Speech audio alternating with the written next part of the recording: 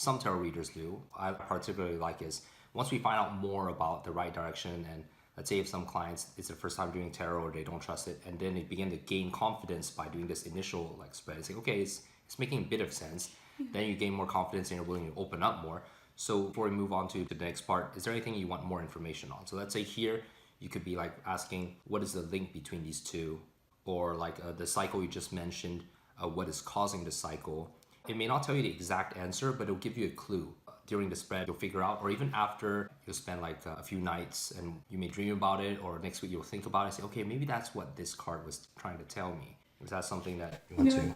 With seeing these cards, what's interesting me is how I can break that cycle. Okay. Because it keeps going around. And I mean, taken some steps in my life to try and break it, but it's not always clear. Yeah. So you feel these three are all connected together, or is there weighing I'm more leaning towards one towards side? these two cards. The first one, I don't feel as much attachment to it. Yeah, I understand. Okay. So we can do the next spread now.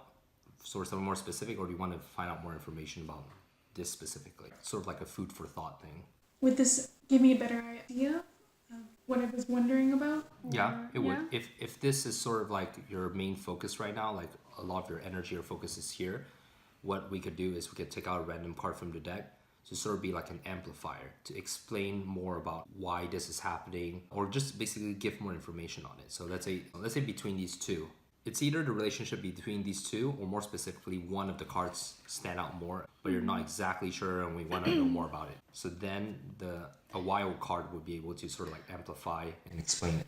All right, okay, let's look deeper into that, because I do feel a relationship between these two cards, but the third card, it's very easy with me, as if it resonates a little bit too much to the point it's uncomfortable. Okay. So even though they're sort of like related, but this is also kind of like independent from who you are, would you say?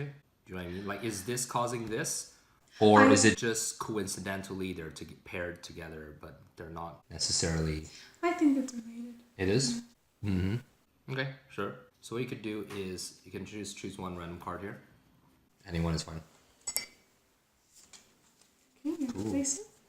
Just place it like maybe here in between the two.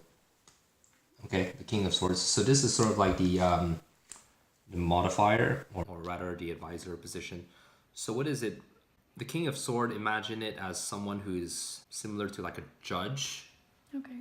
Who is able to think analytically by the law in a very logical way. So right now he is here, or rather the tarot has brought him into the spread to say that there is a logical way to understand why these two are like connected. As opposed to, because this is swords, and just to sort of like explain why it's not something generic I'm saying, is because it could be of any suit. So if it was, let's say, if this was the King of Cups and this is the Page of Cups, it means that a lot of the burnout that's being created comes from the fact that you have too much emotional energy that is being released. In this case, it's the King of Sword, meaning that what is causing this, or possibly the solution you come up with, would be a logical solution as opposed to an emotional solution. Whatever this may be. Okay. So that's what I can say without knowing what this means to you. Like, you would know what it is, but it's not something that I need to know in order to... Okay. Well, with this logical card coming down, there is some conflict in my life. Logical versus emotional. So there's a lot of telling myself I'm doing something because it's logical, but... doesn't necessarily make you happy. Exactly. Oh, yeah, that's the pain. So in a way, this could be sort of like a battle of two personas, right? Like, these could be two different people, or both sides of this could be you. On one hand, this is who you are, this is who you want to be. Because once again, I think we established that you notice the fish. It's a very small detail, but I was lying to you before, I'm sorry. I do notice about a fish. But it took me a while. I had to look at it a few times and I noticed it. But it's one of those things that most people, it's not the first thing that they notice. Okay. But because you do, that means you're very connected to this specific card. So it could represent like your attributes. And here, the King of Swords, you notice also, like, I could have put it like a bit lower, but I put it higher. Because this represents like, I'm the law kind of a thing. Yeah. So maybe there's sort of like a disconnection or too much argument, your Page of Cups side versus like the logical side of what you have to do. And in a way, it's causing the poverty or the like burnout because of this conflict. It's just a battle, and because you can't come into agreement, you want to sort of like do both or something like that. That leads to a burnout because you can't focus on just one thing you're good at doing. Okay. So I think that's what this is really doing. So this is also representing you, but in an aspect that maybe you're less inclined to. Not to say that you're not logic oriented. I feel like you're more of the fish in the cup kind. No offenses. Yeah. No, it's fine, yeah. But everyone has that conflict. Everyone who thinks about how to do something better would do that. This is going to be a very long tarot reading, isn't it? This Sorry. No, it's not your fault. No, it's just we're talking a lot, but it's good. Okay, so now we can put this together and we can move to the next thing you want to like figure out. It could be something completely different or it could be along the lines of what you initially asked, but more All right. specific now. Is it okay if I take time to think of it? Yeah. Think about it? Yeah. Well, No, should I shuffle again? Yeah, sure. Well, as you're thinking, then you shuffle about it. Okay, Yeah, okay. There's no rush.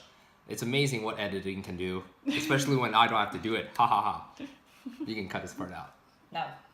Anyways, in some cases, some people don't really know what they want to ask. So their question is, what should I ask? That works too. I think I have a fairly good idea of what I'd like to know, but not really sure how to ask it. Okay, that's fine. So I think it's very much related to what we were talking about earlier. Mm-hmm. Because it has to do with my happiness as well. Mm-hmm. It has to do with where I'm living. Where you're living. Yes. Okay. Because the main reason why I'm learning French is we're here in Quebec.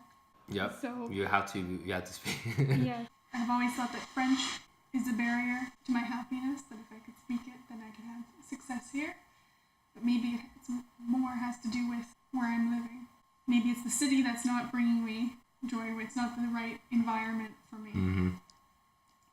I understand. I know what you're saying, so I'm a bit worried because I'm in a similar situation too. So I might be biased. I'm trying to filter don't it want out. to project on there. Yeah, I don't want to project. Yeah, that's the right word. Psychology, right? Projection. Okay, so what was your exact question again then? Because that's your scenario, but that's not Yes. a topic necessarily, or it's not a this or this or yes or no or It's what also if. an uncomfortable question because I don't know if I want the answer. Okay. Or something.